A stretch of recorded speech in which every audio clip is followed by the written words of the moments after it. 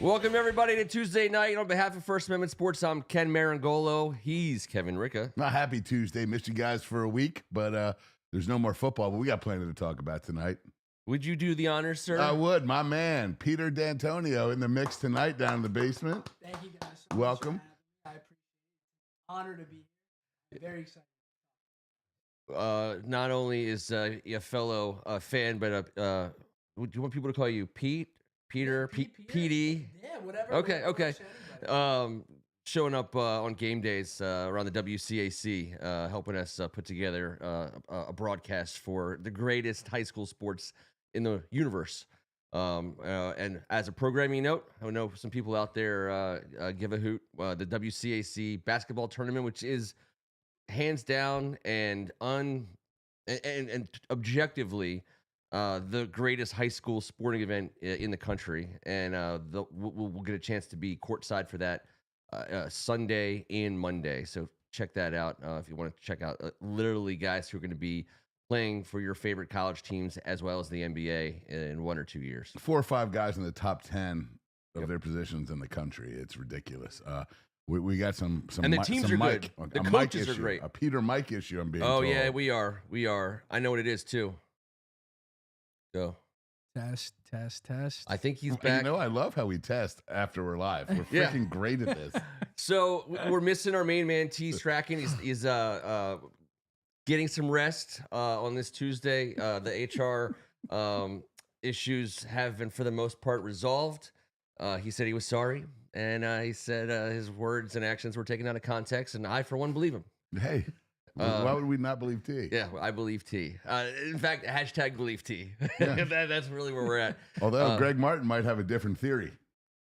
He thinks there might have been an inside job. Oh, yes. There's a lot of people there's a lot of vowels. We bought a lot of vowels tonight. We bought all the That vowels. is factual. That is Bought them factual. all. Ricca Meringolo and D'Antonio in here. Ooh, this, Love you it. know Forget what? about it. You said we got some segments you guys didn't even know about. Get your notepads ready because Pete's meatball recipe is outrageous. He's not wrong. It's He the- is not wrong. As Pete always tells us, the meatballs, it's the best part of the meat, everybody. And you say it every time, and you're 100% right. Mm-hmm. Never wrong. So we are going to get started. We have some things to go through tonight. None other than, please welcome to the first show of the offseason. We're Offseason on the Brink, episode 1, season whatever it is, 5 or 6.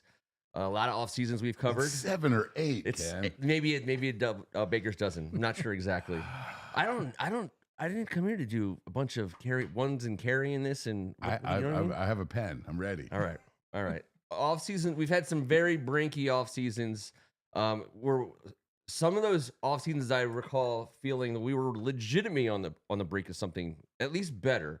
And We had no choice but to feel that way.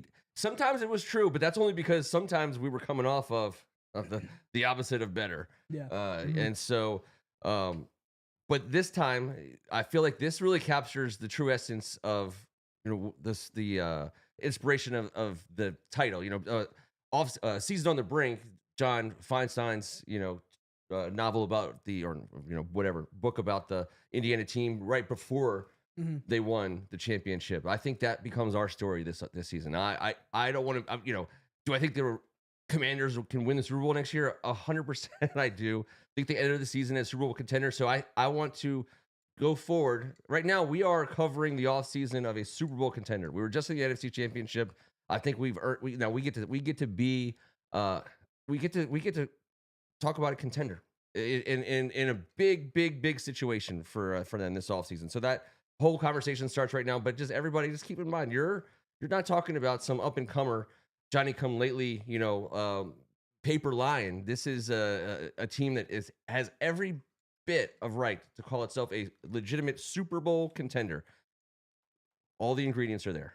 Well, as soon as we sign like 40 other dudes, of course. We've got 28 under contract right now, and I feel great about it. No, but I know our exactly. 7-on-7 team is legit. Yeah. Unstoppable. Yes, our 7-on-7 team is pretty good.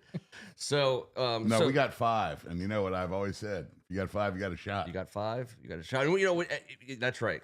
I've always said that for many months, many moons. Yes. So the free agency draft, all the offseason conversation will flow. We'll get there. Let's just briefly cover what we can all agree is like a black cloud over really not just the league, but the world when Philadelphia wins the Super Bowl. Yeah, it was so. Peter, you go ahead first before I start using foul language. It's tough because on one end it's like you get to say we lost to the Super Bowl champs, but at the same time like Philly, so it's I was really hoping for a Chiefs three-peat. I was really hoping I got to see Mahomes like I was too. Lombardi again. 100% rooting against the Eagles. That was a big conversation we did not have last week, but I mean, I feel like all true Skins fans feel the same way. Yes. Oh, 100%. I mean, like, how can we want them to? Like, Right. you can't just be like, I'd rather Philadelphia win this thing. Yeah. Why would that ever be a sentence? Right. and the hate for Kansas City amongst non-Commanders faithful is real. Yeah. I mean, I walked into a Super Bowl party, and when they called that pass interference for AJ Brown, Oh yeah. the fix was in. I looked around and I was like, man, people really hate Kansas City. Like I've been, that's clearly the world we'd never lived in before, where we had to worry about like them getting a call for a I can't championship. even. And now I'm like looking at them like, yeah, they're like complaining because a call went against Philadelphia. I'm like, are you nuts? And they're like, dude, did she? And I'm like, how is anyone in their right mind and heart liking Philadelphia over Kansas City? No, I don't understand. But this what you're getting at. Like, how can you possibly ever wish that the evil empire? Like, I don't care who they're up against. Just never them. And I don't give a crap about Kansas City winning again. Who cares about Swifty and all that? I mean, that's annoying, but whatever. Everyone after the pass interference call, I'll never watch the Super Bowl again. And I was like, what the fuck? Wait till halftime, brother. You want to get real mad? You middle-aged white guy? It's coming for you. And the game wasn't close. It wasn't close at all. It was the tip of the cap to everything that Philadelphia's done. Yeah.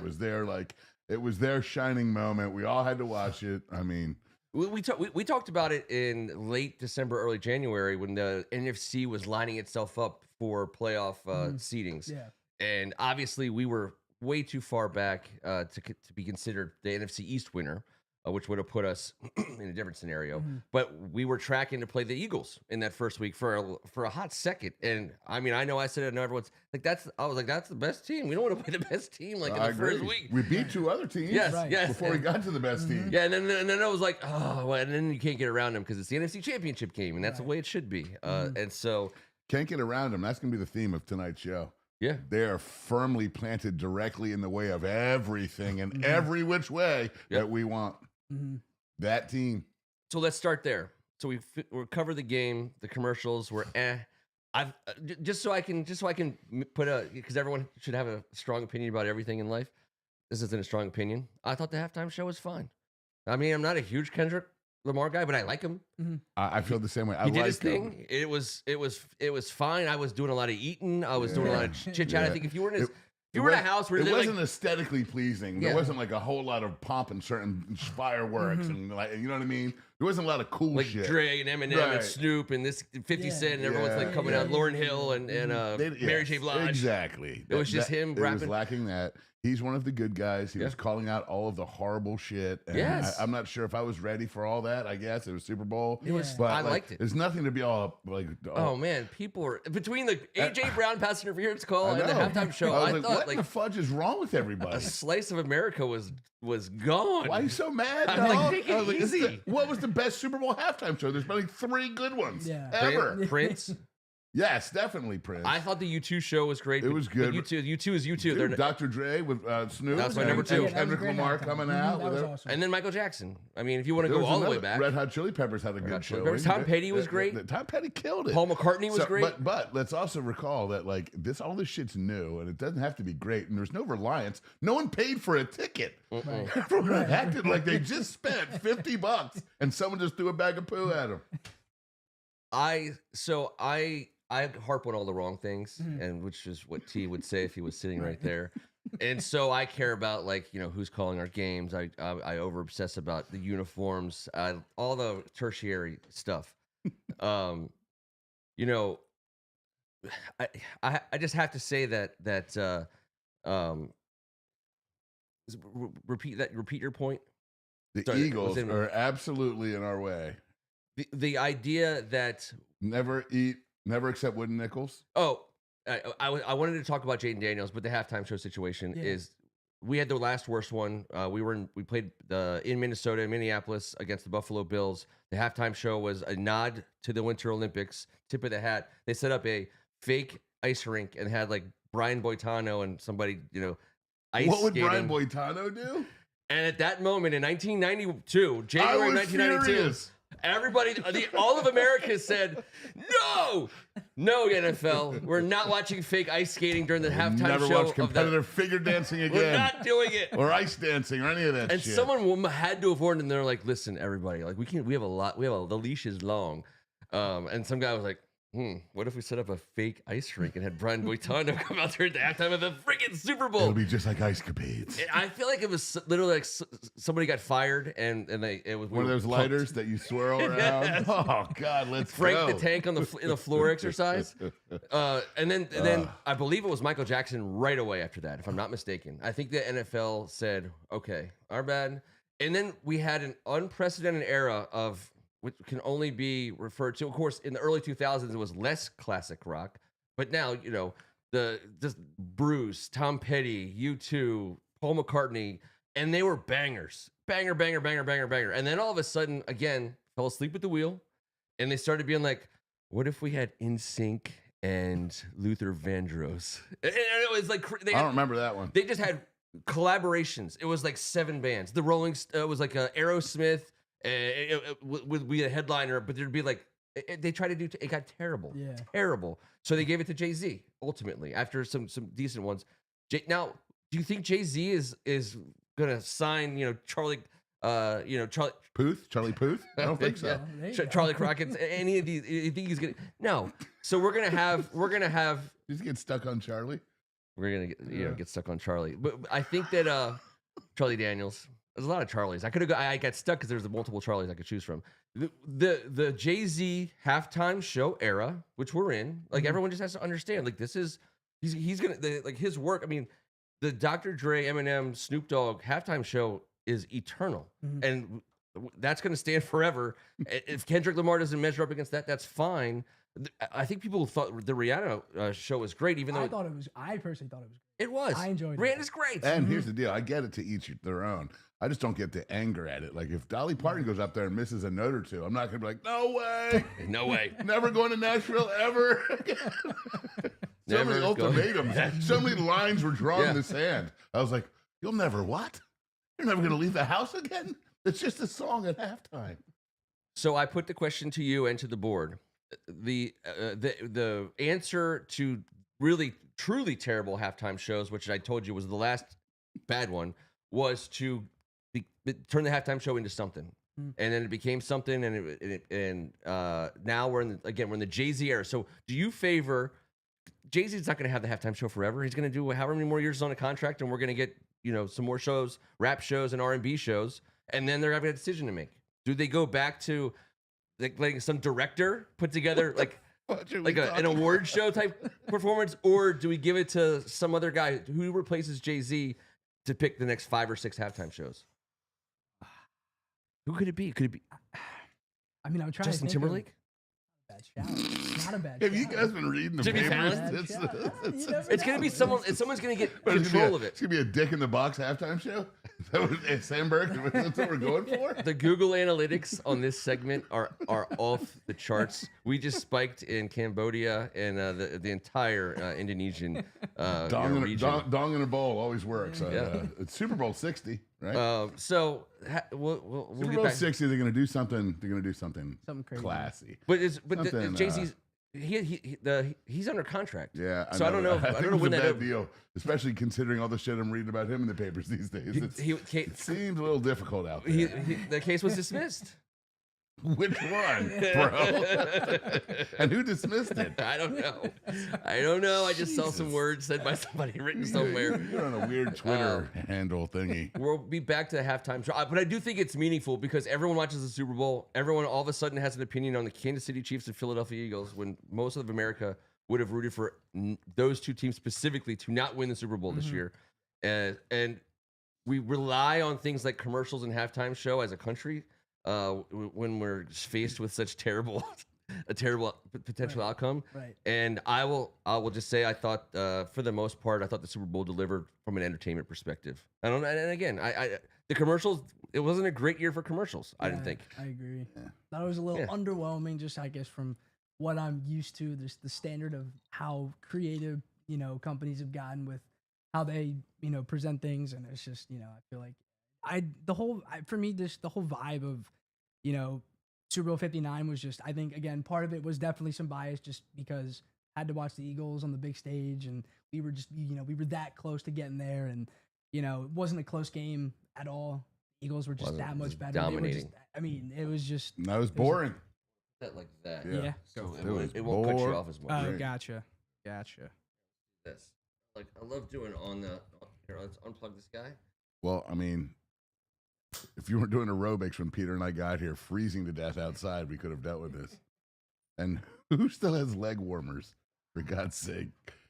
Well, I mean, obviously you have to keep them around for everybody to have leg warmers. I guess fashion is retro. Tighten her up like that. We just have to adjust you. T likes it right. I'll let Kevin tell you how T likes it. Nope. All right, so the Super Bowl, let's get past the game itself and let's get back to your point, the theme of our offseason, the theme of our existence right now, which is Philadelphia is going to be a problem. They're going to be a handful. They're going to be an issue for us. And this is why I think it's cool. And just my response to your correct assessment. If you're like the Chargers or the Raiders or any of the AFC West teams, and you see Mahomes coming into the league, I mean, you can see the train coming, down the tracks, and it's bearing down on you, and there's nothing you can do about it. As good as the Eagles are, and as much as I respect Jalen Hurts, and I respect him a hell of a lot, Jaden Daniels is the kind of player that creates a window all of his own. And in any other circumstance, I think you would look at the Philadelphia Eagles in their current form as unbeatable by most of what we've put on the field in the last 15, 20 years. They're solid. They're good all up and down the roster. We have to play them twice, and they are great. Yeah, that's enough about Philly. I'm going to cut you off right there. Okay. But I personally am having a hard time. Then we'll stop there. I'm having a panic attack. Well, because we know who they are. You and say, yeah, I know. And so we have the one guy who is quite, again, objectively one of the better quarterbacks to come along this league for a while. So our window opens up, and as good as Philadelphia thinks they are, if you have a generational type quarterback open up a window of his own, they have to look at us in a similar fashion. So that was my initial thought about it. I just wanted to say this about Philadelphia. We played them 3 times. And this is who I think we need to be because of what you both are wearing and how we got to those points in our fanship. They rushed the ball 115 times in 3 games for 668 yards and 12 touchdowns, averaging 5.8 yards per carry. I think everyone that just heard that knows that you can't possibly. Because I wanted to say this for an hour before you freaking pulled their pants down and gave them back massages. Sorry. I just wanted to talk about the actual stuff on the board. Like, we got to stop the run. Pants. We've got to stop the run. This is our number one priority of the offseason. Nothing else to me, not one other damn thing. I know you want your young quarterback to grow with weapons around him. I think that dude's good enough to play if we upgrade the offensive line with anyone around him, to be fair.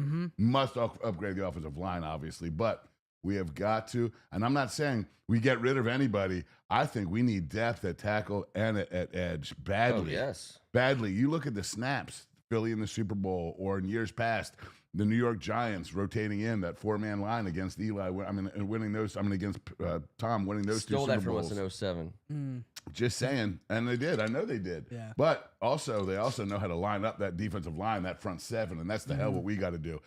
Not only the numbers I just said about that terrible team that just carried that trophy, but also our last 2 playoff games that involved one of them, including Detroit. We gave up 10 rushing touchdowns in the playoffs. That is bonkers, man. It's bonkers to me that Philadelphia, every time Saquon touches the ball against us in 3 games this year, it was a 6.4 per touch. Yep. Yeah. So obviously what we need to do from the jump, and everyone on that staff knows that more than we do, but the last 2 weeks has been more and more evident to me. And I now no longer want to focus on any high-priced anybody's that aren't part of our front effing 7.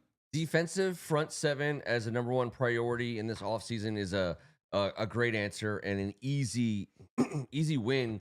We've talked about this for weeks. If you're last in the league against the run, you're never ever going to win a championship. And when you diagnose the problem, How?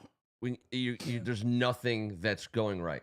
Like it's scheme, it's personnel, it's coaching, it's all of it. Now, like we could be close with some things. I mean, you talk about Barkley's getting 6.5 against us on he takes the first ball against us. Exactly. And 5 guys miss a tackle. Yeah. So the cool thing about this is a good transition, and we don't have to leave the specific topic, but it's a cool transition into talking about how we attack the offseason. Adam Peters. Let's talk about Adam Peters. Let's talk about what he gets to be the GM of a championship contending team, and he gets the green light to be as aggressive as he wants, as he can be, as he has, and he will be aggressive. I believe that as well, and he can be aggressive in a variety of fashions. But when he is going to make his moves and add talent, I do agree with Kevin. Your biggest resource transaction of this offseason should be to make us meaningfully better on the front part of our defense. Those opportunities are available, which is cool. Mm-hmm. But they also will take massive resources. And I think it's a perfect juncture of a team that has the luxury of making that kind of aggressive offseason move. We're going to be aggressive and we have the wow to do it. Based on a few things. I don't think we're spending the whole kit and caboodle here, boys. No chance. But of course, it's time to go. I think we've all realized that this, however, whatever you want to call it, a recalibration, it has been, the gas pedal has been stomped on. It's no longer, the time frame has shrunk. We're here now. Yep. We're not worried about the bottom half of the league. We're talking about these teams, the teams we lost to. Baltimore, Philadelphia, Tampa Bay, and Detroit. 5 of the top 6 rushing teams in the league, in the world this year. Next year on our schedule, we're going up against Saquon twice, Bijan, Gibbs, Jacobs at Green Bay. Dude, Gibbs freaks me. I hope they have like 10 running backs that day. And some good quarterbacks next year, guys. Good for us, though. Not a ton of mobility. Although Pat Mahomes is on that list. Your boy Justin Herbert's on that list. Bo Nix coming off a nice rookie year. Caleb Williams just the same. We got Love, Tua, Dak, Penix, Geno, Goff. We got some dudes to go up against. Might have a Cam Ward or Shador Sanders in there with the Raiders, too. You never know. Yes. And I hope they do. Yeah, I do, too. I'm right there with you. But absolutely, brother. So I just can't get off of this. And that, how about 32 rushing first downs? How many times did we watch Philadelphia and our team this year? I'm using them as, of course. I can't stand them, but 32 rushing first downs, 32 rushing first downs. It's very hard to watch, and anybody that sees us wants to keep 5 on the sidelines. We cannot afford to have 5 on the sidelines. Got to stop the run. Got to stop the run. And I don't know why we weren't yelling and screaming about this months ago, because when you look at some of these guys in these positions and some of these numbers, it's a little crazy. And I don't want to keep talking about disparaging things, because I do think our defense played well and above and beyond their talent level. 100%. They were assembled together at a 90% clip at the last second in the offseason. We got a full offseason this year if we get some of these guys signed early. TR, that's what be picky. The free agents absolutely want to come here. So you just said culture buy-ins only.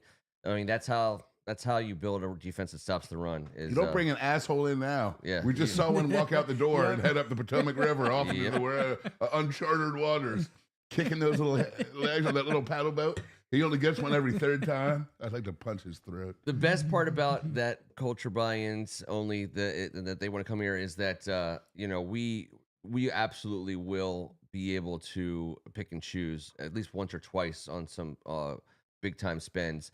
Not turning down guys. It's not like we're gonna say we don't want you, but this guy for the first time wants us. And so those big time players who want to come here, and they're gonna get their money from somebody, and they're happy to take it from us. So the elephant in the room, the big name that's going to cost everything to get, that does everything that we've been saying we need, is Myles Garrett. He is a splashy, obviously, transaction for the team to make. Everyone, obviously, in the world agrees that he makes sense here. Will Cleveland ultimately trade him? I think that they will, but the price is going to be astronomical.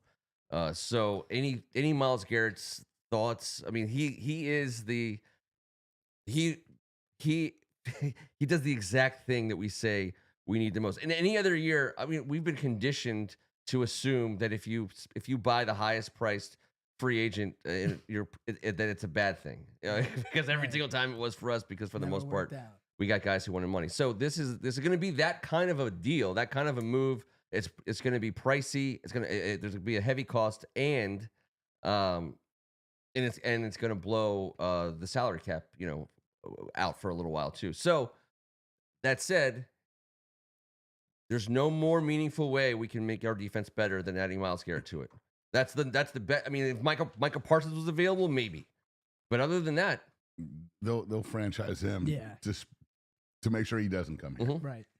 But I want you go ahead on Miles first because I mean, look, I think, it's one of those things where, Myles Garrett, he's 29, but he's still proven himself. I mean, he's a defensive player, the caliber player every year. I mean, that's just he's been like that since he came out of A&M. It's just, that's always been, his play style. And again, I've said this to a few of my buddies too, if it took, giving up John Allen, our first this year, and a third rounder, maybe even a first next year. I mean, it's hard to really, really see, what exactly we would give up. But I'd be willing to give up a considerable amount to get somebody like Myles Garrett. I mean, he comes in, he'll make an instant impact, run game, the pass game. Like, he's a game changer. Kevin, you get what you pay for. I've heard both, but yeah, First overall pick. He's always been considered the best guy in the moment for most of his life on the football field. What do you think about that? he game changer. What Peter said, this guy's different. This is the defensive player of the year 13 months ago in the world. Yeah. He's a great human being. He checks the culture box. He is a great teammate. Year 20, he's 28 years old, heading to 29, I believe, right around that era. I think he's got 2 more years left on his deal. Now he wants a pay raise. But you can extend that and incorporate these 2 years across it and figure it out. And this is the one guy that I would effing figure it out for as soon as possible. Yep.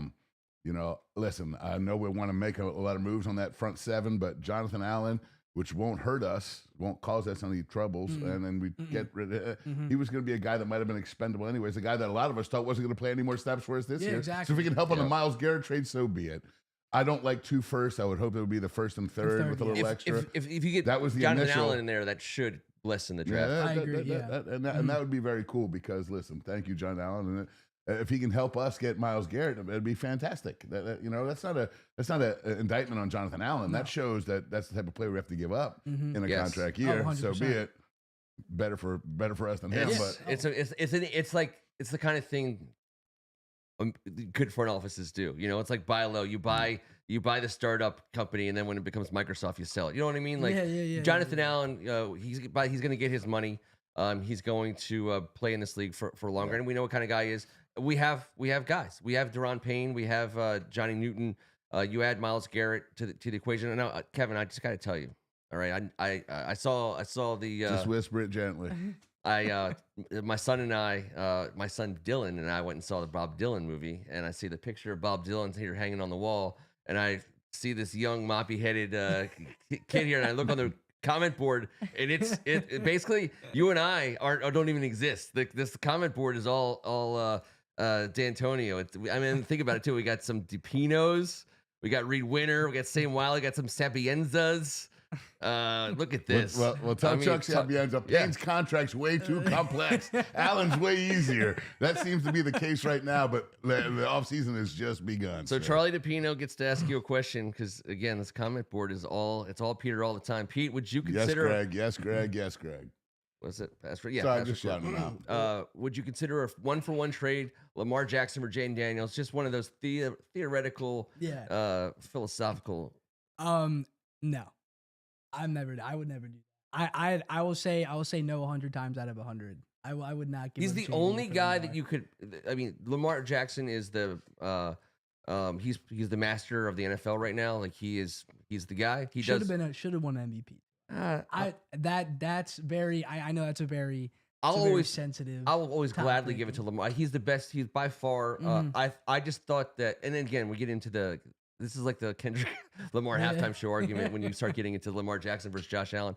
I thought Josh Allen was the most valuable player. Yeah. But I thought it was Lamar. But I love Lamar, but I love Josh Allen so much. Right. Yeah. Right. If everyone just be entertained by these amazing guys. 100%. And before Jaden Daniels, because this gets to Charlie's question. Before Jaden Daniels came along, and you told me I had to start my team tomorrow with one guy. It was Lamar Jackson, and it was not a question, and it would take me. It would be. I'd get that answer out faster than a Tom Brady, screen. Yeah. There's Lamar Jackson is the guy. So if you can get the guy, that's the only thing I would ever. But we think we have the guy. And he's ours, and that we're biased. And also, some people are just untradeable. I'm not trading the Pope. I'm not trading Mother Teresa. I'm not trading Selma Hayek. I'm not trading Jaden Daniels. Nope. It's not happening. I love it. I love that the Pope, because he's not feeling. Shout out to the Pope. What are you going to get a Pope to be named later? He watches. Some Pope from some university that's never had a Pope. No, we're not talking about. All I'm saying is to the Pope, we're not trading. You're off the table. We're not trading you. We're not taking calls. And I hope you get better, Mark Maroney. Someone actually be team mom. What? I know it's probably Mark Marone, but I'm pronouncing everything with a little bit Mark of a. Marone, yeah, that's about right. I'm going Maroney. Mark Maroney. Go for it. Go for it. Rolls off the tongue better. Oh, Roni. Hey, Roni's on the board. Pepperoni. Oh, Pepperoni. Mark Pepperoni is commenting. So hey, we appreciate you guys. Hey, pass the word. Subscription to First Amendment Sports, and then you'll get all the stuff that you'll be seeing this team acting on.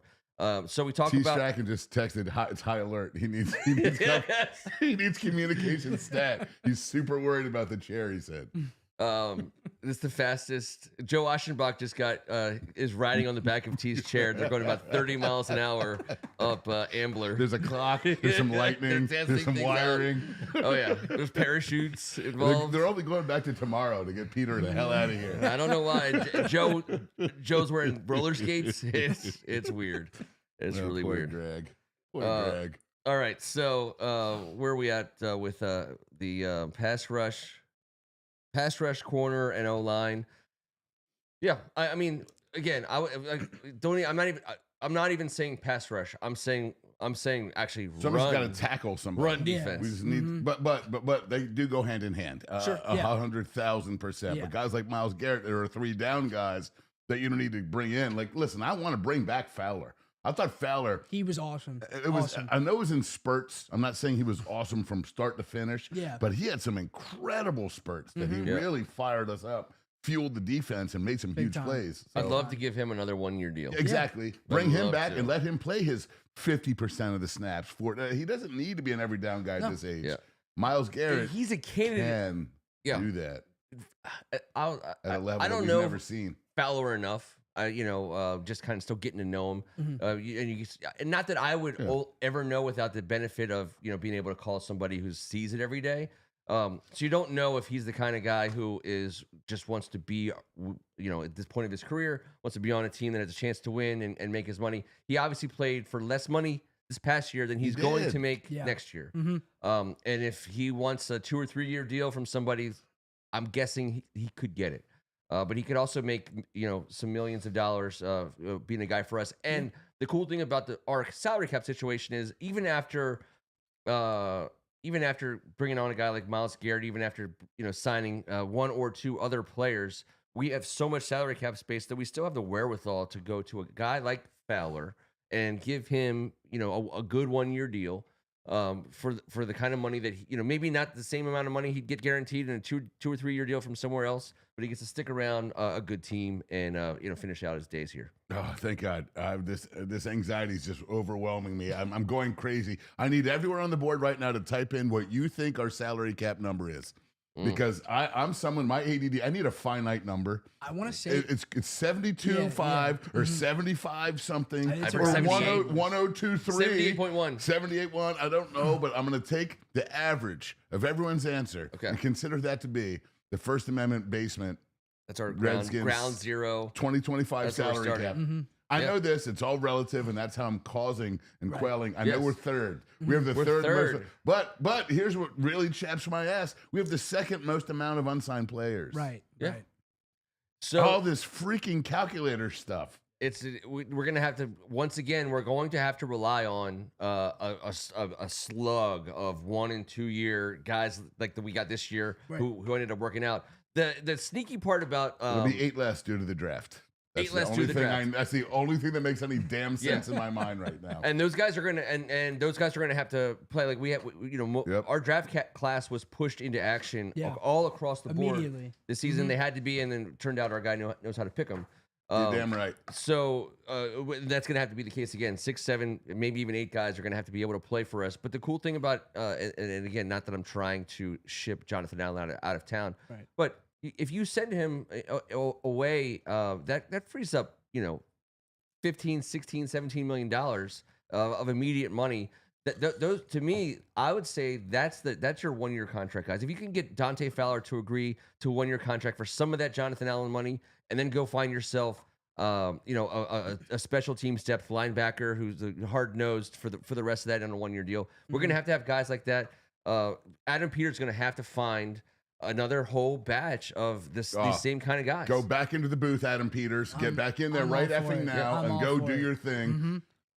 Because the guy we're going up against, I won't mention any more names or franchises, but the dude that got hit in the forehead with the beer. He knows what he's doing. Because that city, so the smartest guy in Philadelphia got beard in the forehead at the biggest celebration. If that doesn't explain everything. He's got 6 starters in the last 3 drafts in the first 2 rounds. Yep. In the Super Bowl. Yeah. God damn, that's hitting. That's hitting. And right now, Peters is on that pace. We need a big ass draft. I love talking about the free agents. I do. But we're going to build this franchise through the draft, and that's going to be so cool. But then watching all the additions, because we're going to have more free agents than everyone but the Raiders, I believe. Or is that it? There was one other. I believe that's right. I believe it's Raiders. The even different than last year, when no one knew anything about anything, and we were able. Adam Peters was able to bring in a great batch of Jeremy Chin, Frank Louvu's, Dante Fowler's, that level, that caliber of player. We thought there was some others that should have been on the list. Who, Mike Davis? I'm sorry, you're not on the list. I'm just. Who? I know. Right? So no, hold on. I want Peter. Just 2 seconds. 2 sentences on Mike Davis, please. Come on. I love this topic. Yeah. So I went to the Atlanta game when we clinched, and I remember I think it was the day before I went. I saw a notification on Twitter said we elevated Mike Davis from the practice squad, and I remember I'm convinced that Michael Penix probably threw at him every play, and he didn't do anything. It was honestly, like I've said this, like I think David Mayo is arguably one of the worst people I've ever seen put on a uniform. I'm not gonna lie. Mike Davis. We have some David Mayo fans, by the way. No offense to David Texas Mayo. State, I believe, right? Yeah, Texas State. Texas Mike State. Davis, his stiff ass. He looked like he got off a 15-day flight and then walked right onto the field. Like me at AU after 4 games on Sunday, and sitting they in had the him bleachers. on Drake London the whole time. Oh my God. Drake London had a hell of a day. I mean, like it's just. Yeah, We've always Mike Davis He is will a not be great back. No. mid 2000s Redskin. Yeah, Because and to David Mayo's credit, we didn't have anyone better. Yeah, well, right. We didn't have anyone better. David Mayo and Cody Barton holding down the house. Yes. So. And don't forget, Reed Dowdy played here for 27 years. The whole You're the worst around. So he's going to have to go back to the well, even after he hits on a draft pick or 2, even after he executes for a free agent or trade target like Myles Garrett. He's still going to have to find guys who we don't know a lot about, who are professional football players, and they're going to sell them to us as guys who can stop the run. Yeah. Cornerbacks who are okay playing physical. Linebackers. We who need can one shed more guards. starting cornerback so we can let our guy go to nickel and have at it. Yeah. And the thing is, can you get that guy in the second round? You could. And honestly, so I've thought about this a lot too. And 49er, Trevarius Ward, I mean, he's got a good relationship with Adam Peters. He wants out of San Francisco. I mean, yeah, he's going to want a lot of money. It's just, my thing is, I think We have money. Exactly. And I think Marshawn Lattimore, I know he had some iffy, performances. I honestly just don't think he was ever 100%. No. I mean, he wasn't having any I do too. having any weeks where he was practicing every day. When your legs aren't working great, your hands become your crutch. Right. And I think Right. we all witnessed that. I 100%. watched New Orleans Saints games to watch Marshawn Lattimore He's so play, good. and He's Alvin so Kamara for good. that matter. But Right. honestly, that's how much I love Marshawn Lattimore. I've always thought he was not South Carolina, that Ohio was State. Ohio State. Marcus Lattimore, Marcus Lattimore. was the Yeah, running South back. Carolina. He was Yep. a stud too. He was a It stud. crushed my He brain was a there. stud. But you talk about Real quick, Peter said. Peters couldn't wait to say. Can't wait to have one off season with Lattimore with us. yes, Can't on wait how to we have do him it. with how we do it. Exactly. To show him because he just kind of got he's gonna be great. Yeah.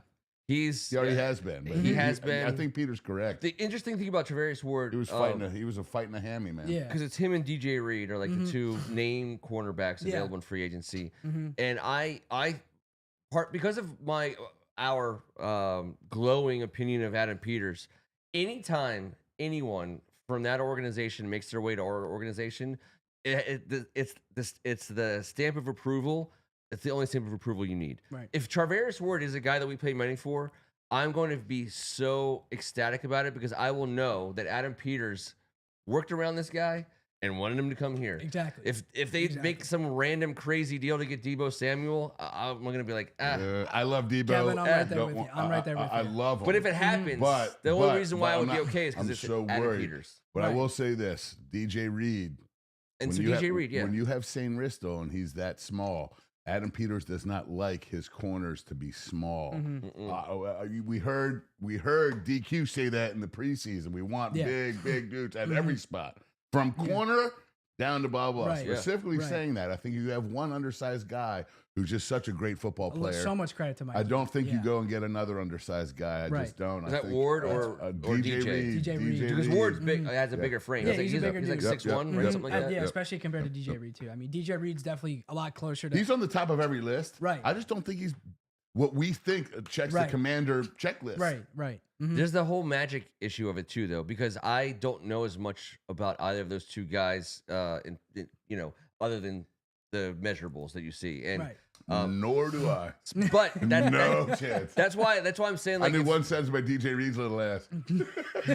I mean, you also worry about a guy coming off that Jets roller coaster. But Right. again, when I just see anyone that was part of the 49ers when Adam Peters was there, Exactly. he's not bringing a single person from there to here who he is worried about or has a so.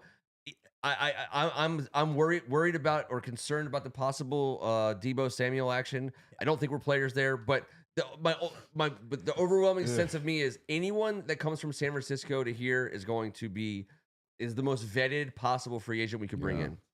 I love Debo Samuel. Forget about fantasy because he's not a great fantasy guy. He's a great football player. Yes. Mhm. And That's why I I love adore him, and I'm scared shitless of him because he's going to cost a boatload. Yep. Yeah. Right. And he is one of those guys that gets nicked up because of the way he plays. Yeah. He goes. Yeah. He is a freaking monster. And I hate to say it, but I think he fits Cliff's scheme perfectly. It's scary. It's just like, I mean, you see all these things and you're like, all the stars are kind of aligning to where, we might make a move. And Yeah. I think we Robinson would be Jr. 's better on the off. board. I think we'd be much better off, with that being said too, De'Ami Brown, I would love to bring him back.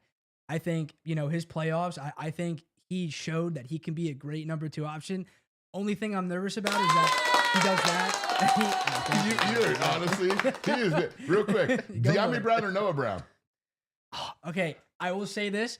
I remember this so vividly. The day that the Texans got rid of Noah Brown, I went immediately to my Twitter. I tweeted out to the Commanders and I said, "Go grab this guy." Yeah, right Let me now." get some applause. Go grab Let me this get some guy applause right for the now. fans. That. Yay! By the way, I really like them both. I'm just a Yes. slight fan of Noah over Oh, No, De'Ami. and I'm fine Noah with had that. the better year, Right. also I in our agree. system. I think Noah Brown too, and it's not things that you can really see in real time. The way he creates separation it's unreal. I mean, and I love Terry. Sometimes Terry can struggle with that too. I mean, just Noah Brown drew so many pass interference and defensive holding, stuff like that's what you need. And I think with De'Ami Brown too is there's a chance, some recency bias that he might get like a Christian Kirk type That's of what I was contract, worried about. I mean, he's which gone. at that point, Yeah. I don't think it's worth bringing him back. Oh, on you're that kind of getting contract. No props. So, way. yeah, Peter did say that. No way. Jillian is all up there. Hey, I only asked the hard hitters. Greg Martin. The ones I agrees. want to hear the answer to. Yeah, no. We brought him in absolutely, right man. away. Noah Brown became a Yeah. member of our roster as soon as he was available. Again, a classic example of, and not only did Adam Peters bring in a guy who worked out perfectly, he also got one over on Howie Roseman, and God, Howie must have been like he was like 6 to midnight on that Jahan Dotson catch, and that was almost Someone a might have hit touchdown. him in the face with a cheesesteak. They He called might it have got hit in touchdown. the head with Oh, if Jahan Dotson scored the or first John's touchdown in the roast Super pork. It was Bowl, John's roast pork. he would have been he would have filmed a porn movie that night. Howie Roseman would have. He wanted Jahan Dotson to be so great, right? I mean, Oh, he did. I was so happy. Weren't we all so happy And they called- that Jahan Dotson didn't score a Super Bowl they called him touchdown? back, and I know, I was like, yeah. Sigh I of relief, remember. biggest sigh of relief ever. No gambling, no money involved, Nope, nothing. I didn't have a Jahan Dotson anytime score, and I was like sprinting around the house. Yeah. It's short. It's My wife was like, short. "What the fuck are you Who talking about? cares? I'm like, I Yeah, care. it's not in. It's going to replay. Howie Roseman can't have Don't let this. that All turd I- score in the Super Bowl. I'm not giving this to Howie. Turd. Yeah, that would have sucked. I think, Cole Pettit. Good to see you, sir. I think one of the things too that was very Sirianni type of thing was the Thursday night game we played Philly. Their first play screen of Dotson. And I said it. yeah, I called him a petty little yeah, bitch, is what I 100%. said. That's exactly Oh. what it was. That's exactly what It it was was. beneath The him. week before Lattimore didn't get targeted in his first game. Yeah. First play. Oh, we're targeting Yes, Lattimore. I'm yep, like, exactly. Listen, I should love your Division III ass. I love Division III everything. Yeah. Mount Union receiver, champion, Yeah, badass. yeah. I honestly, I think he's a weenie. Yeah, oh, Super I'm Bowl right there with- champion. And yeah. I'm like, oh my God. Yeah, No, it sucks. Like, I beer just bottles. I don't hate him or Find anything. Right, the yeah. right I just people. don't ever want to be. He's Yeah, so. yeah, he's I know there's a bunch of vowels on the end of names here. But Matthew Batoni. Philly's I know Philly. that's not, I mean, I know that's not the way you say his name, but that's how we're that's saying it close. tonight. Yeah, no, let's just go with that. Let's go with Batoni. that. Yeah. Old Tony. No Great one's band. getting that reference, but Someone on I the board did. is. Has done it again. Fine. He let's wants to keep it know if moving. you want some South Carolina players. I think so I don't know if you know this, but I went to South Carolina, so I know a lot about the Gamecocks. I think Kyle Kennard would be awesome. He's a great edge rusher. I think again, What that's round? exactly what we need. Say second or third. Okay. I think he could fall to 3. I think also too, Mike Green, Marshall edge rusher, absolute stud. He had a great He's Senior like Bowl. that outrageous athlete guy, Mhm. right? Yeah. And I know it's. I mean, again, it's. I read up. I saw some stuff, about him with at the Senior Bowl, and I saw maybe like 2 or 3 clips. But I mean, he's putting dudes on their ass like it's nothing. What about the A&M kid, Zach? Nick Scorton. Scorton. Nick Scorton's also very good. I honestly, and I was gonna say this too. I think this is for what we're looking for our team. This is a very good draft. There's very Almost twice as many starting defensive linemen in this draft than last year. Last Let's year, go. I They know. rated like Perfect 12 timing. last year. I think there's like Perfect 20. timing. Like there's 24. 24 the starting defensive linemen rated in this draft. And there are at a the lot, moment. like a lot of those guys they could come in and be day one starters. Like Yeah. they're that good. So again, I think it's just kind of, again, it's hard to say right now, like let's go out and draft this guy. Let's again, because you still have the whole offseason, you have free agency. So it's, again, if we get Myles Garrett, maybe we De'Ami Brown leaves, maybe we go and we take Luther Burden in the first round if we still have our pick, if he's still there. It's just, it's so hard to, it's hard to pick and choose, what exactly we'll do, but there will be a starting defensive lineman prospect on the board at our spot in the second round. Now, I don't. Who knows if we have to move? There will one be of in these the picks. third round as well. If you can get to 24 only guys. the good GMs. Well, we are late. We are late. Yeah, we are late. we're like 50. We're late. It's a little different. Sorry. Yeah, I'm a little yeah. used to being in the front side. But that gets back of to your the earlier early- point. yeah. Like we need to push out as many quarterbacks, running backs, tight ends, wide receivers ahead of that to I push. love rooting for that. Yeah. Go quarterback. Come on. For the first Someone- time ever. Draft him. Draft another Janikowski, one. yeah, You never Sebastian, know. you're like, You yeah, never take know. or get rid We of him, took get him. Cousins in the 4th. You never know. exactly. So we're looking for some, but one of the twice as many day one starting defensive linemen in this draft, and as it turns out, kind of a meaningful spot for us in terms of our inability to be great there. And you know what? That's coming to another realization that this offseason is all about. We've approached, I'd say, the majority of the last at least 5 or 6 off seasons with this like mentality that we were better on defense than we were on offense, and then that in fact the defense was our strongest suit. Which wasn't saying much. At the No, time. and in fact, it wasn't even not saying much. It was just dead ass. We were good on either side. Of the ball. Yeah, well, right. So You just dead ass. I got a dead ass. you got a dead reference? ass You out of sound it. like I'm sorry. me right now. I You know, sound I'm he's like- my age. It's very Ohio for me to hear this out of you right now. You know what? It's the My daughter taught me that, and I don't give a shit. the return of the creamy biceps. There you go. There you go. Really brought the That's the name of dead our ass second in. soundtrack. I love it. Yeah, it's in Creamy production. biceps. It's in production. But as you can see, the video is is. going to be astonishing. There is not a bidding war for the rights to the creamy biceps story. Oh. Just so we're clear. Yeah, the beach photo shoot went horribly. Yeah, well, There was horribly well. for really me. quickly. There was one thing when we were talking about the guys on the 1-2 year deals. Kind of want to shift to the offensive side. I think bringing Zach Ertz back is a must. I think we need to bring him back. A plus. He was I don't. he for was what? awesome. 2.5 Yeah, again? exactly. I mean, like, and I also There we think go. Why too, not? I Here we think go, having Peter, there you go. You can give us a real time assessment. Oh, I love this. Okay. So cool. this is all of our guys. Now there's a couple free agents that we didn't put on here, but that's pretty much the top 24, 25 guys Mhm. that we're free. We grouped them into 3 categories. Highest priority to resign, guys who were interested in resigning that we're not saying goodbye to. And then, guys that say, hey, listen, thank you for your service. We appreciate you being a commander. But we're gonna part ways here. So this is how we divided them up on the show. So quick preview next week. We're gonna come right back to this screen. We're gonna move aside the thank you for your service, guys, and we're gonna start putting some market valuations ahead of free agency on our players. So we have at least a somewhat Tuesday basement realistic expectation of the actual money we're going to have to spend to bring some of these guys back. But then there you go. So you're talking about Zach Ertz. We have him there as the highest priority guy. Yeah, I What about love some that. of these other guys? Ertz and Wagner are A+ must bring 100%. back. Yeah. Mhm. And I don't know why anyone thinks we're not, but that's national media. I think we all Yeah. know.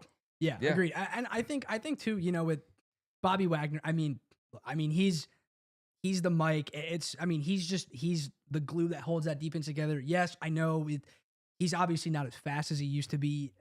I've seen him get burned a lot in the run game, but it's just like you need that. He's a great locker. It's the same with Zach Ertz too. I mean, Zach Ertz was honestly, he was detrimental to Jane Daniels, and I think just allowing him to ease into the starting role of being a quarterback in the NFL. And I mean, again, he's just a reliable target. Like, I think that's the biggest thing. What happened in the playoffs? How many have? A dozen catches for 100 yards. It was Travis Yeah. Kelce.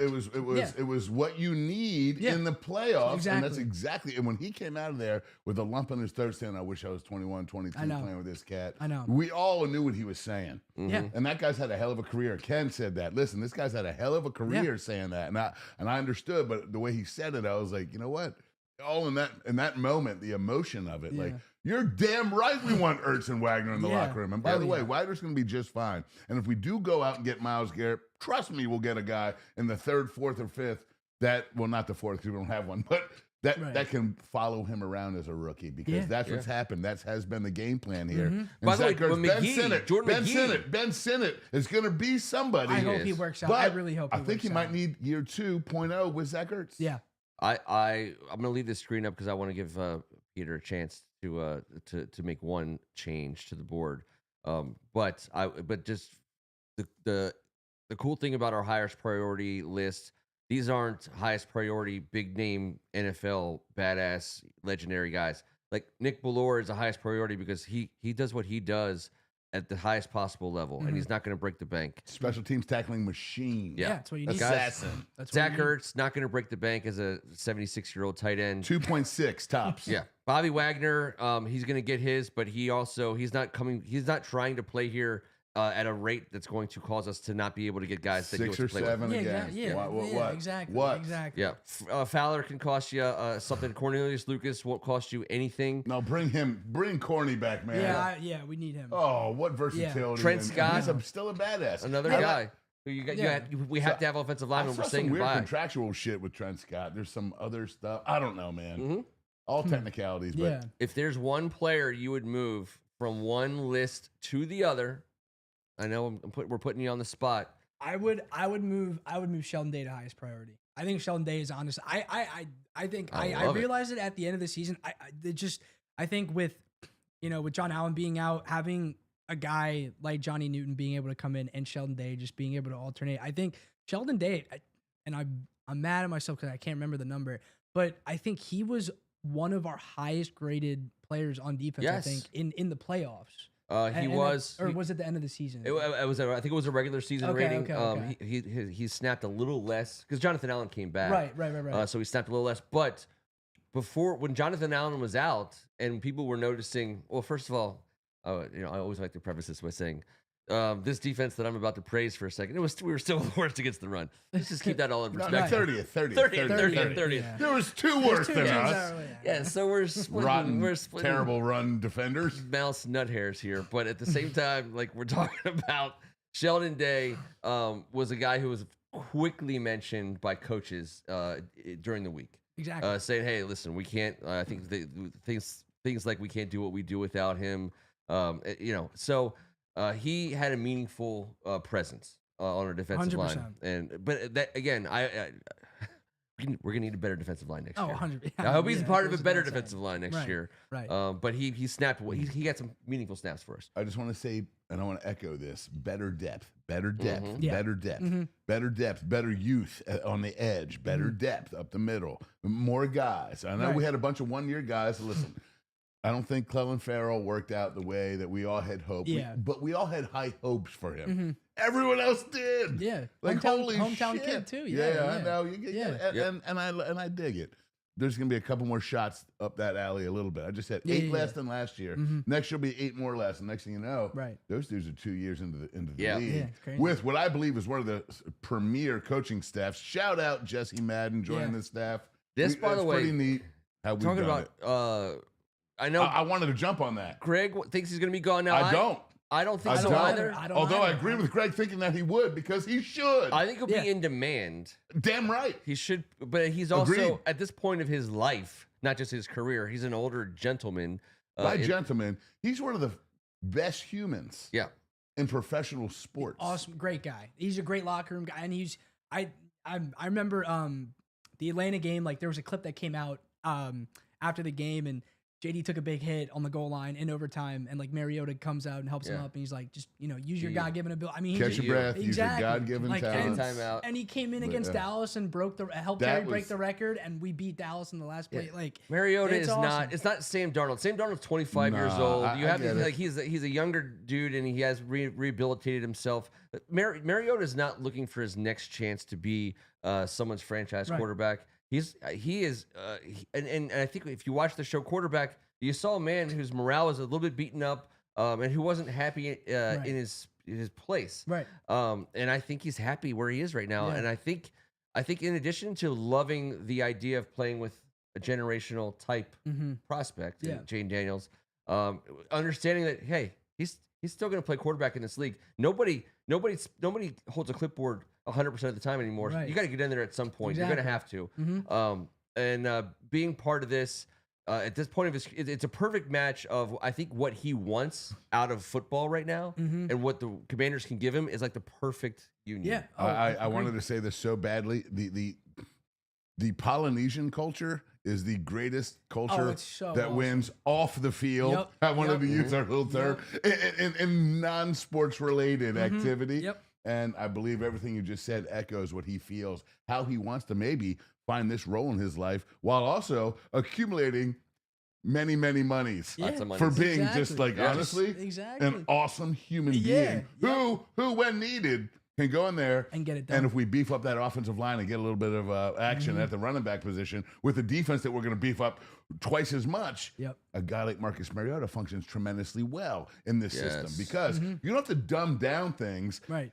He's going to not make the plays Jaden's going to make in the open field at this age that he used to, but he is going to come in and function with a great freaking defense. He's going to understand exactly what his role is, his new role, or new quarterback role if we do lose the contract, the God, our savior.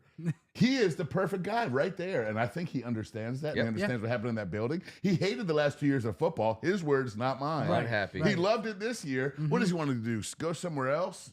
He was in a bad spot last year. Now he's a great one. And he returns. Guys like that are going to be what gets us over the hump. Guys we like have Marcus our Mariota. expectation of what we want out of Marcus Mariota. He exceeds those expectations, and so it's a good situation for him.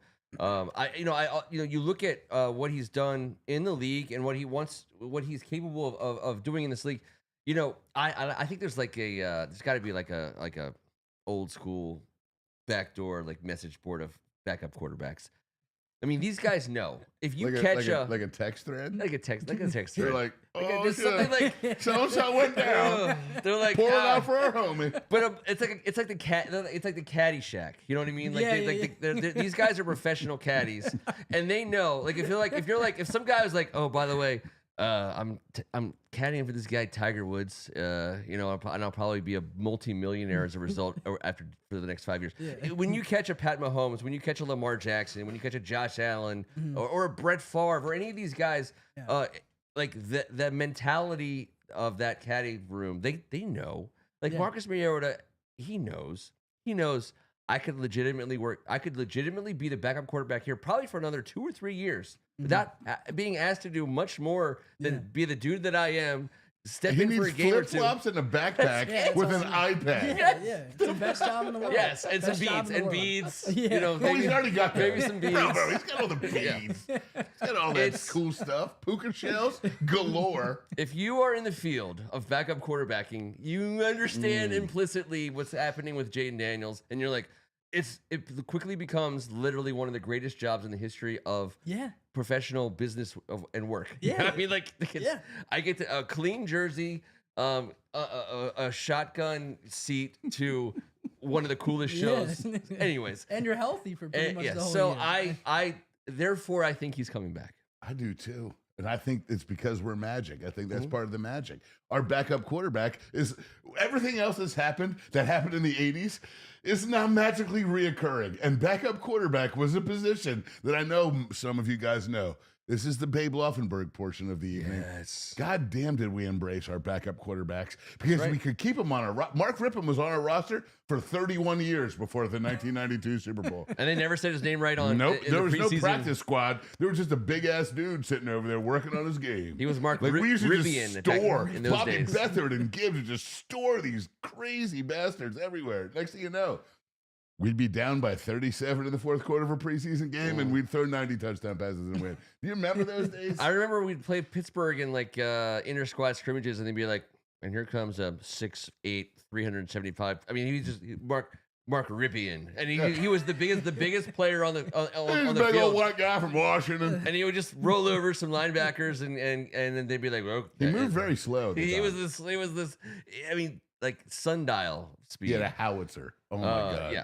And he threw a beautiful deep ball. But how many years was he the backup? 7? You could stash guys. He was for years. Honestly, Peter, like, can you imagine like backup quarterback for 7 years? On those old what? Remember those the team picture things that they had forever? It was like a gigantic 7 rows of guys with the coaches on the side, and it was just like with Jay Schrader in the cryogenic chamber in case he was ready. And you'd be like, cool. Was Mark Rippon on this team? Yeah. Like it was like the early 80s, like 81, 82. Like did he get? It was like Ace Ventura. Like, but he got a ring, didn't he? He'd be like, oh yes, he did. He got a ring. freaking ring. He was thrilled when they enacted the forward pass. He was like, finally, my time has come.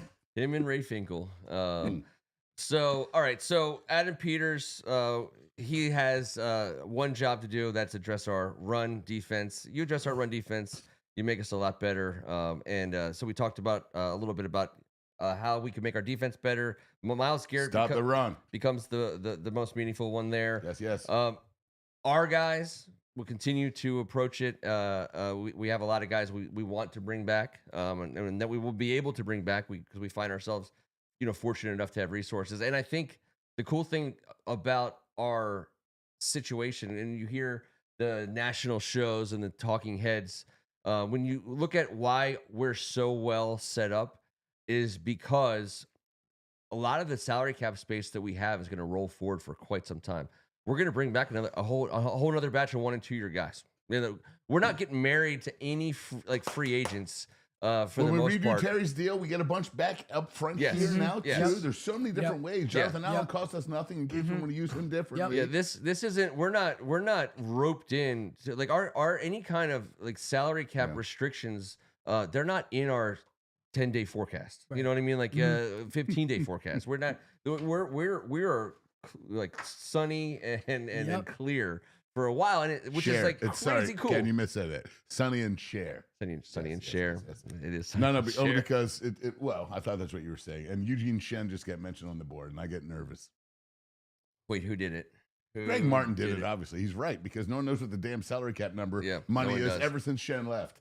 Did he keep it? Did he take it? Did he take the final figure and leave with it? He definitely like took some of the coefficients. What a sourpuss. We like to call that the. Oh, by the way, EO. Shout out to EO Anderson, who is the composer of our opening theme song, and I got to tell you something, my friend. I was blown away by the little under the hood peek at our upcoming iteration. Offseason on the Brink the Brink, the best Brinky. The best of the Brinkiest thing. It's always been hard for you to get this one out. It's legitimately but Brinky. I believe in it immensely. Yes, we're on the edge of something, and I think this time it's really good. I mean, I don't know. There you go.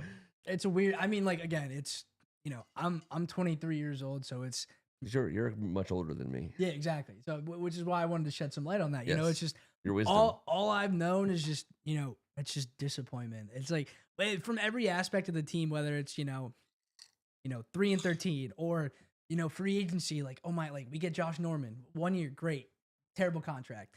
Albert Hainsworth, I still don't know what the hell that was. I mean, it's just like William Jackson. You never will. Exactly. William Jackson, classic example of boy. Like it's just like why do you pay that money? It's just crazy and going back on what we were talking about with the culture, it's the craziest thing to see. With not just media, like mainstream media, like we're like a center, like we're a talking point of the off season. It's people are actually invested in what we're gonna do, and it's so like it was worth the wait. I'm like it's just for what happened in the first season that we nailed the toughest position in arguably all of professional sports. Like and he's on the cheapest contract you can imagine. The contract. Exactly. The contract. It needs to be referred to this forever.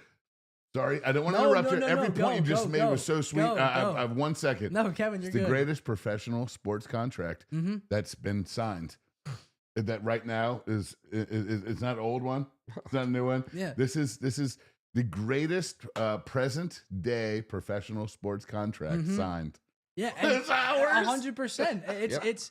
It's unreal, and it's when we talk about going, with a potential Debo trade. It's like, it's only been 1 year of it, but I look at Joe Burrow. It's he has Jamar Chase, but it's Joe Burrow's the kind of guy that he makes if you have Joe Burrow as your quarterback, you're gonna get adoration. A job. You're gonna get a job, and I think that's the thing with JD too. It's he had Jamison Crowder, who I love, and I will still say I still wear his jersey. To this More day, adoration, exactly. And Olamide Zaccheaus, like it's those guys. Like it's crazy. If I was looking for you, I wanted to put Zaccheaus from interested to highest priority, and I'm fine with that. I would be okay with that. But I'm okay with him still just being alive. Still just being alive. Him and De'Ami Brown, because Noah Brown. Look, Kevin, we agreed. We have Noah Brown ranked higher than De'Ami Brown in our offseason. But I may have De'Ami over OZ. Okay. That's but at this point, I believe we're getting 2 of those 4. Yeah. I just say that to myself because I'd really enjoy all 4. Oh yeah, 100%. And I want more. I want continuity, but you can't just have 4 number 2.7s back. Right. Mm-hmm. I mean, maybe Noah Brown's 2.1, but no one's a true 2. Yeah. But that's fine when you have Jaden Daniels. You don't need a true defined 2. Exactly. When you have the man. Exactly. And Terry. Yeah. And as much as I love T. Higgins, I honestly, I never was for that that possibility of going out and giving him a bag for That was him our to be a wide receiver. That was too. our old shit. I was Yeah. looking for it. Yeah. Yeah, That was our old shit. like it's. He's a great player, by the way. I mean, he's awesome. He is a great wide receiver too. That will get wide receiver one money probably. My guess is probably New 100,000. England. I mean, it's just Who's this? T Higgins. I think New England. I think New England would be dumb to not go. He after can't him. tackle Saquon Barkley. Is his only problem. But yeah, I mean, If No, they, but if I'm they being dead express, serious. and that's completely fair. Yeah. And yes, that can be agreed upon. he's Oh, getting yeah. $30 million. He's going to get $30 million a year. From 100, and he's earned it. and Yeah, he has. and he's going to get a 3 or 4 year deal. So New England has the money. They got the rookie quarterback. No, and but also, he got franchise tag for the second time yesterday. So, I totally forgot about that. Oh my god, I totally forgot. No, about but that. they can still, Yeah. they can still make right, but moves. I- and blah, I- blah. I think they're going to. I think he they're going is to do it. pissed. He does not want to be there. Yeah. I think they're going to. Him, Jamar, and Joe are about $110 right now, or something. I think they're going It's to. I think they're going to get it tough. done. I think they're going to have. I think they might. I think they're going to have think they might. Higgins, Chase, and Hendrickson back this season. I think Joe Burrow's going to With give up. Hendrickson? Yeah. If my You so must know a I guy. think- I you think- must know a guy related to one of us in Cincy. I think Joe Burrow is going to give up some money to get it done. I think he's going to. I mean, he literally. seems like that kind of he player. He does. does seem like that kind of but, player. He wants to win. The union is going to have problems. The union's going to have some issues. They're not used to guys with great personalities and huge hearts like Joe Burrow. Yeah. They're like, what do you mean you don't want all the money? The union Don't is you going to want have some more? issues. Yeah. No, Yeah. I just want all my friends to be happy, and I'm happy. I'm very comfortable in my skin. And no, that's not how this union works. Yeah, they're going to have They to. don't Everyone's care going to have about to get their money. Joe Burrow's happiness. And who knows how unhappy T Higgins truly is. But it's just they had to do that to buy themselves the time.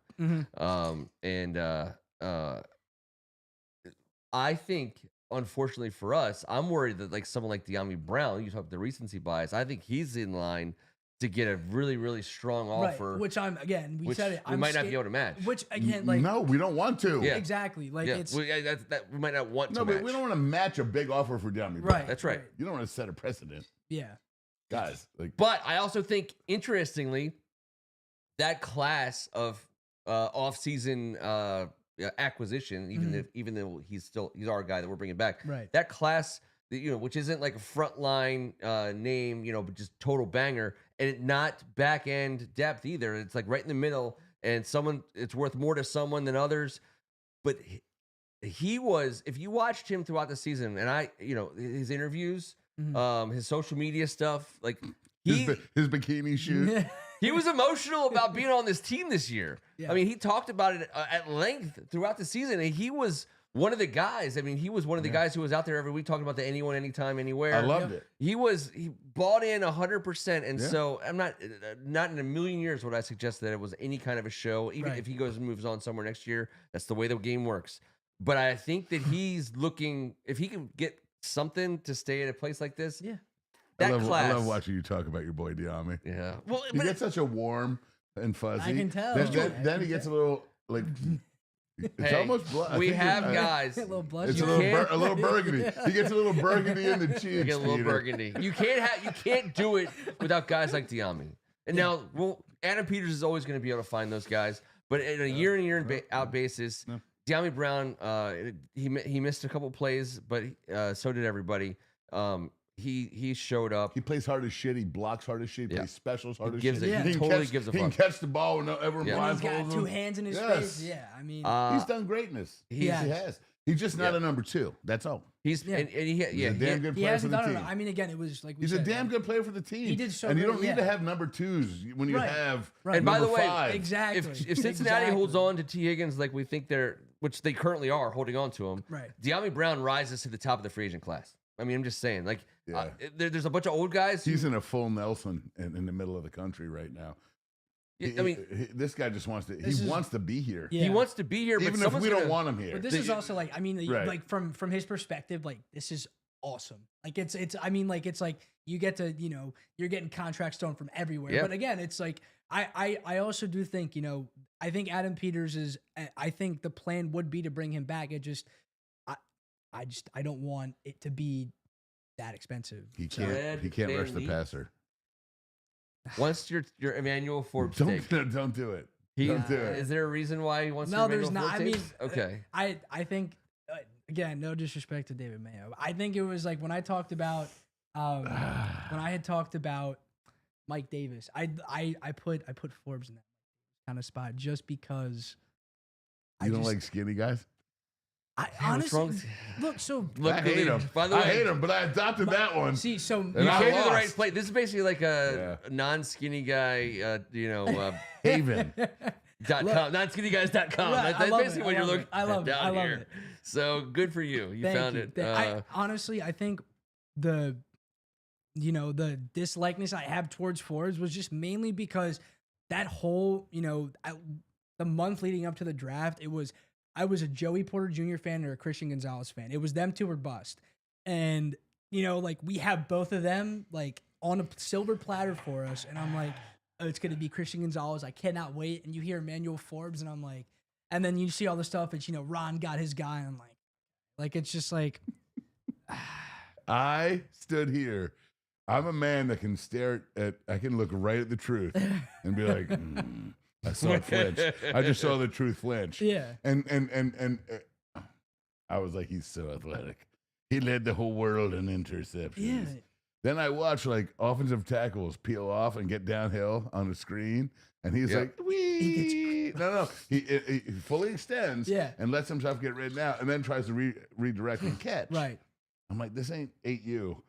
This ain't flag football. Right. Yeah. Right. Yeah. I tried. I called him Slim Pickens. I'm just saying, every now and then you got to earn your L around here. Yeah. And that's my L. Fair enough. That's my L. Fair I have a enough. lot of L's. I called him Slim Pickens. I thought it was going to be super cool. I mean, he had he's the a nice frame guy. to be a good corner. After the too. Hail Mary, he picked up those poor Chicago Bears guys. He's a kind-hearted soul. He is kind of hard, and he's still in the league, right? He's on the Rams. Rams. Yeah. He was playing for them in the playoffs. I mean, it's same with Jamin Davis. The Vikings picked him up. He was Damn on the Rams. Well, I just knew this. If they could have finished off the Eagles, man, we would be in the Super Bowl. And Peter, if we thought had they Slim were. Pickens outside tonight when we were damn near freezing to death because Ken wouldn't let us in, we could have picked that lock, you and I. Oh no yeah, problem. yeah, 100%. Yeah, that If would we had be number 13.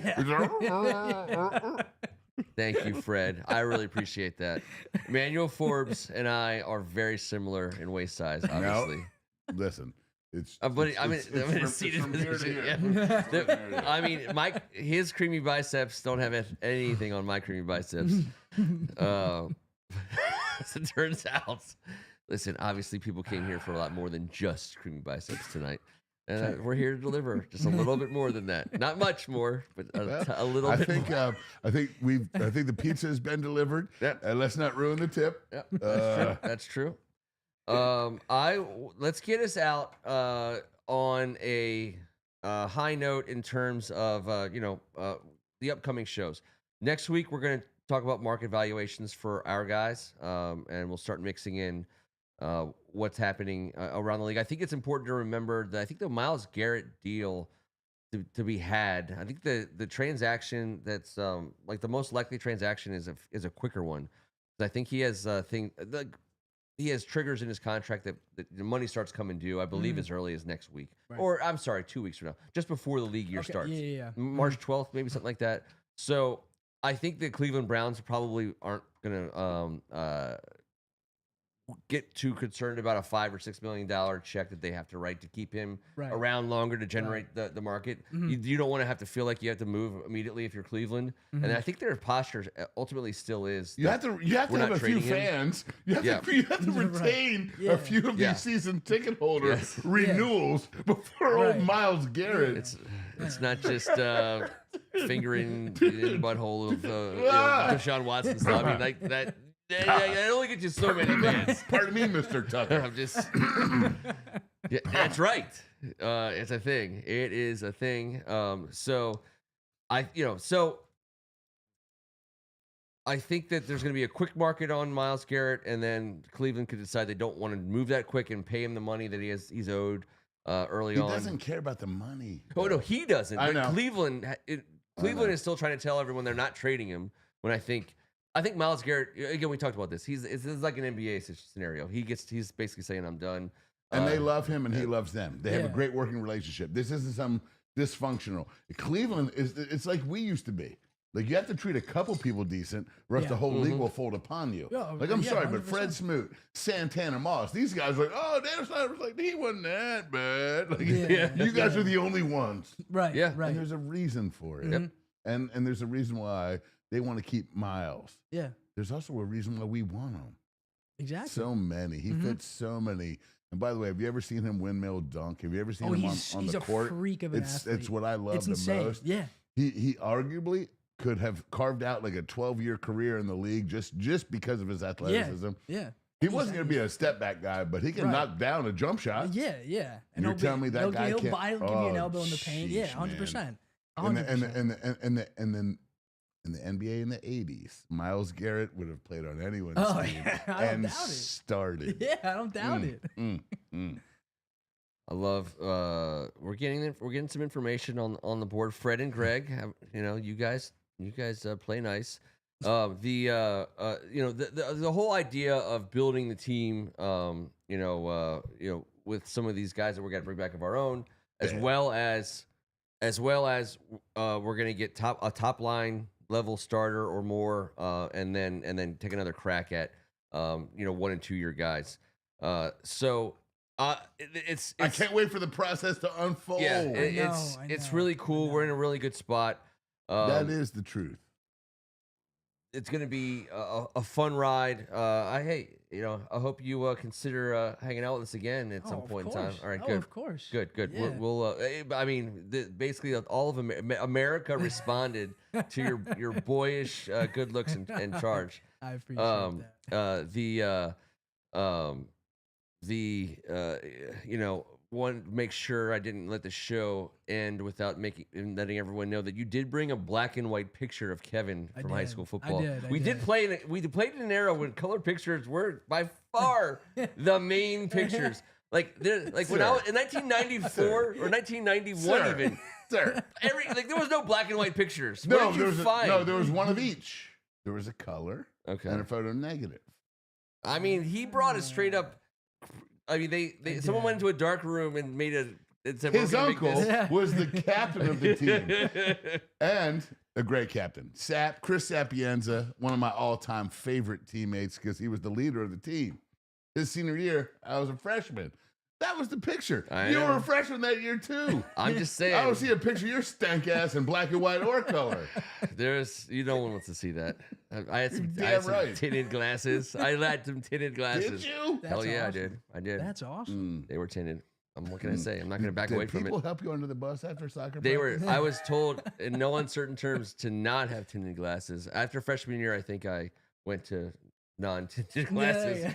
But I definitely tinted them for a hot second. Because I would have suggested non-bomb class, non-weirdo staring at you the whole day class, non-awkward guy eating alone at the mall 4 meals a day. Imagine class. an 8th grader with tinted glasses, and my mom was like, "Oh no, I am right no, now."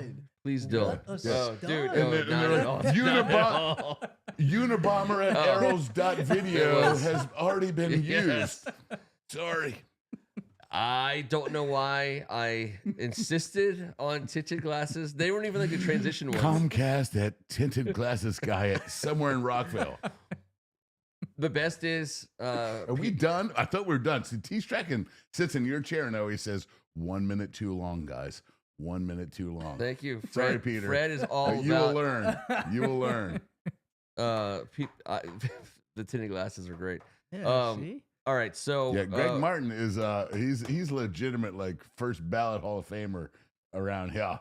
So let's just keep that in mind as we're doing the but also I love that the love comes back. Yes. And now it's all about, look at this, 23-year-old Peter and 54-year-old Ken.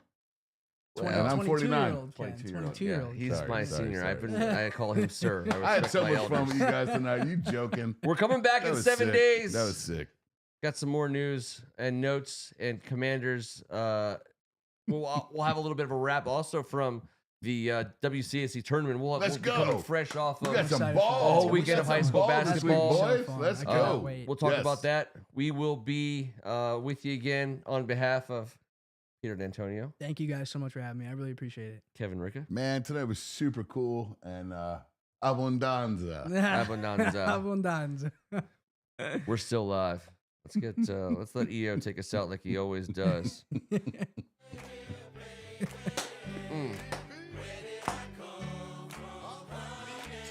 Hey, We're so hail! Tonight was great, man. That was awesome. super cool.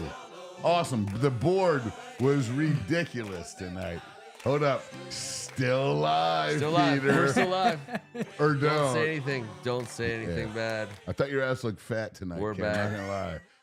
It was like PHAT? No. Just like